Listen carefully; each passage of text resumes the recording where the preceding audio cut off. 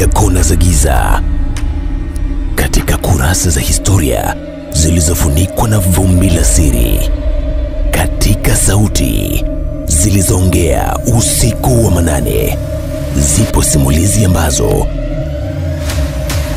hazijasimuliwa. 100 years later, Zipo hadithi ukizisikia hutabaki kama ulivyo. I have a dream.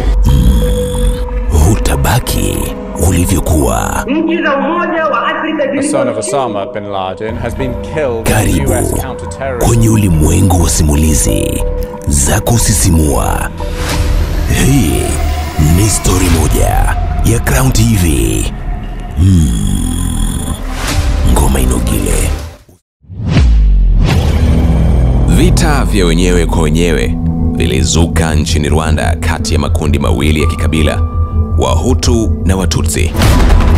Umoja wa Mataifa ulijiondoa na dunia nzima ikaamua kufumba macho dhidi ya mauaji ya halaiki yaliyokuwa yakifanyika. Zaidi ya watu milioni 1 waliuawa kufikia mwisho wa mauaji hayo ya kutisha. Kati ya mauaji hayo alisimama mtu mmoja, akawa nuru katika giza, aliokoa maisha ya watu zaidi ya 1200 na kuwa shujaa wa kipekee. Ni nani huyu? Huyu ni Paul Rusesabagina. Umewahi kujiuliza ni nini kilisababisha vita vya wenyewe kwa wenyewe nchini Rwanda? Kwa nini dunia haikuisaidia? Kwa nini Umoja wa Mataifa haukuchukua hatua wakati mara kwa mara huwa wanahusika katika migogoro ya Afrika? Na je, Paul Rusesabagina aliwezaje kuokoa maisha ya watu wengi kiasi hicho? Karibu kwenye story moja.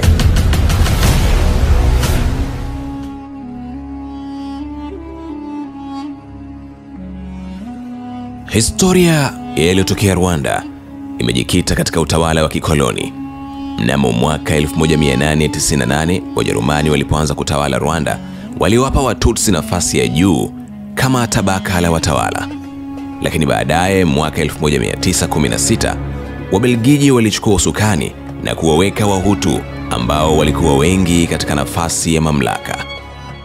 Watutsi walijulikana kwa maisha ya ufugaji, hasa wa ng'ombe, hali iliyowapa heshima na utajiri wa kijamii, huku Wahutu nao kwa upande mwingine walikuwa wakulima wa kawaida. Lakini kwa muonekano wa nje ilikuwa ni ngumu sana kumtambua mtu kama ni Mtutsi au ni Mhutu. Hivyo serikali iliagiza watu wote kuwa na vitambulisho vya kikabila ambavyo baadaye viligeuka kuwa hukumu ya kifo. Mnamo mwaka 1960 mfalme wa Kitutsi alipinduliwa kwa msaada wa Belgiji na Rwanda ilipata uhuru wake mwaka 1962, mwaka mmoja baada ya uhuru wa Tanganyika. Zaidi ya Watutsi 120,000 walikimbilia nchi jirani kwa hofu ya kuuawa. Kati ya mwaka 1962 na mwaka 1967 machafuko yaliendelea. Wahutu walizindua mauaji ya kisasi dhidi ya Watutsi na Umoja wa Mataifa ulilazimika kuingilia kati. Kufikia mwaka 1990, karibu wa Rwanda nusu milioni walikuwa wakimbizi katika nchi kama Burundi, Uganda, Zaire na hapa Tanzania.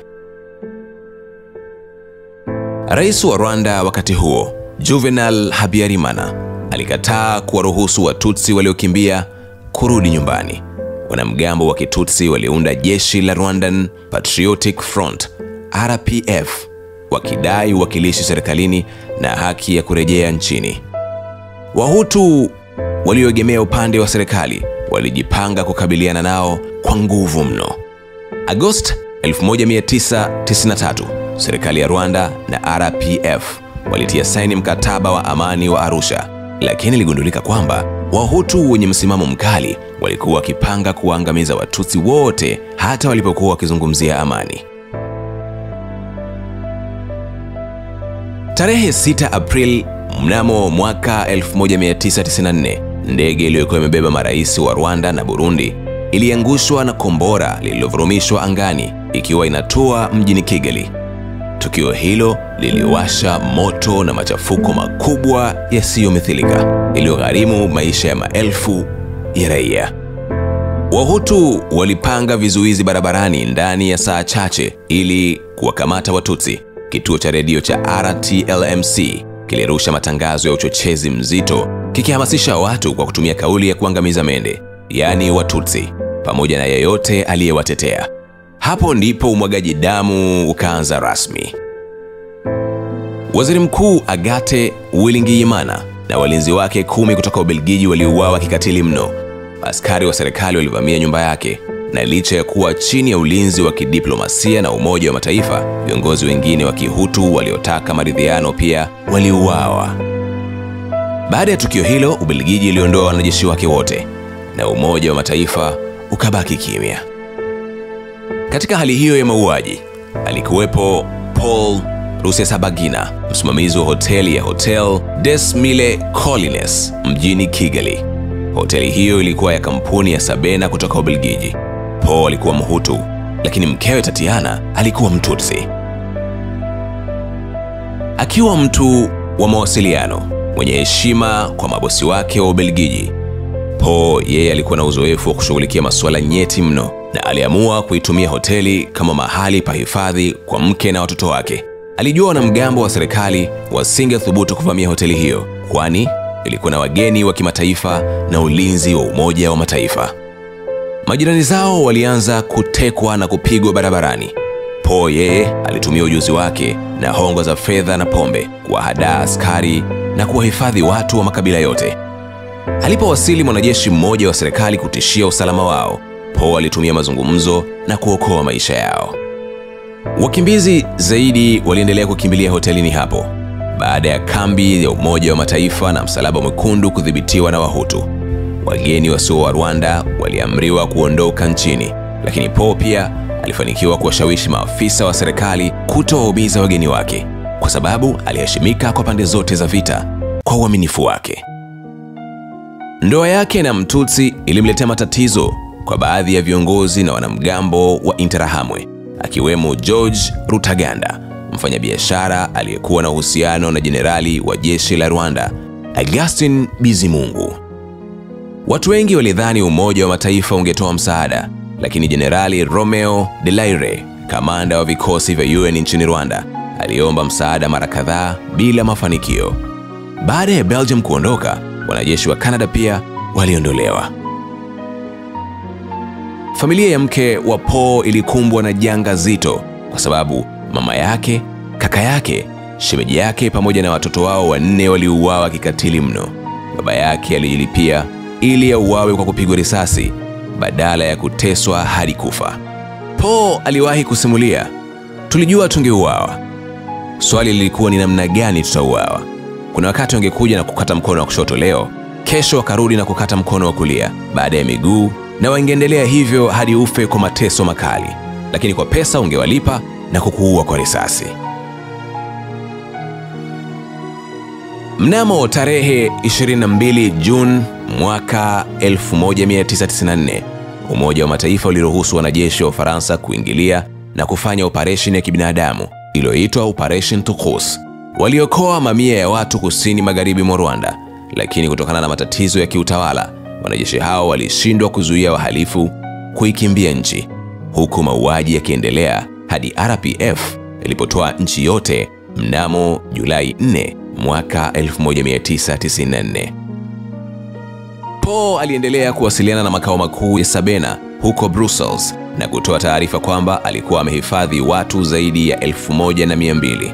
Kwa busara, ujasiri na akili ya hali ya juu, alifanikiwa kuokoa wote. Tarehe 8 Novemba mwaka 1994, Baraza la Usalama wa Umoja wa Mataifa liliunda Mahakama ya Kimataifa ya Uhalifu kwa ajili ya Rwanda, ICTR, mjini Arusha, Tanzania. Mahakama hiyo iliwafungulia mashtaka watu takriban 93 waliotajwa kuwa na hatia ya uhalifu wa kivita, mauaji halaiki na uhalifu dhidi ya binadamu. Paul Rusesabagina alihama Rwanda mwaka 1996 na baadaye akawa raia wa Marekani. Alikuwa mkosoaji mkubwa wa serikali ya Paul Kagame, ambaye ni Mtutsi na rais wa baada ya mauaji. alishuhudia dhidi ya wanasiasa kama Jean Kambanda na wakuu wa kijeshi waliohusika na mauaji. Mwaka 2005, aliyekuwa rais wa Marekani George W. Bush alimkabidhi Paul tuzo ya juu kabisa kwa raia wa Marekani, Presidential Medal of Freedom. Kwa ujasiri wa kipekee, alianzisha taasisi ya hoteli Rwanda, Rusesabagina Foundation na chama cha siasa cha upinzani cha PDR, Ihumure. Lakini mwaka 2020, alipokuwa akisafiri kutoka Texas, Marekani kwenda Burundi, ndege aliyokuwa akisafiria ilielekezwa Kigali kwa mpango wa siri wa kisiasa ulioagizwa na Rais Kagame. Paul Rusesabagina alikamatwa tarehe 31 Agosti 2020 kwa mashtaka ya ugaidi yasiyo na ushahidi wowote. Alishitakiwa kwa ushirikiano na kundi la waasi wa FLN, ingawa alikuwa akiishi Marekani wakati wa mashambulizi yalipotokea. Mnamo Septemba 20 mwaka 2021, alihukumiwa kifungo cha miaka 25 katika kile kilichoitwa mahakama ya maonyesho. Umoja wa Mataifa ulitoa taarifa mwaka 2022 kwamba Paul alitekwa nyara, aliteswa na hakupata haki ya kisheria. Aliadhibiwa kwa sababu ya kazi yake kama mtetezi wa haki za binadamu na kwa kumkosoa Rais Kagame. Baadaye March 2023, baada ya shinikizo la kimataifa na usaidizi wa serikali ya Qatar, kifungo chake kilisamehewa na Paul aliachiliwa uhuru, kisha akarejea Marekani ambako anaendelea kuishi na familia yake. Filamu ya Hotel Rwanda iliyoigizwa kutokana na maisha yake ilivuma duniani kote na kuchochea mjadala mkubwa wa kimataifa kuhusu wajibu wa mataifa na mashirika ya kimataifa katika kuzuia mauaji ya halaiki. Hata hivyo, ilileta ukosoaji kutoka kwa baadhi ya manusura waliodai kuwa filamu hiyo haikutoa taswira kamili ya matukio. Baadhi yao, chini ya shinikizo la kisiasa, walimgeuka na kudai kuwa alikuwa mshiriki wa mauaji, madai ambayo hayajathibitishwa kwa ushahidi wa aina yoyote ile. Leo Paul Rusesabagina yuko huru, lakini bado anachukuliwa na mashirika ya haki za binadamu kama mhanga wa kifungo cha kisiasa.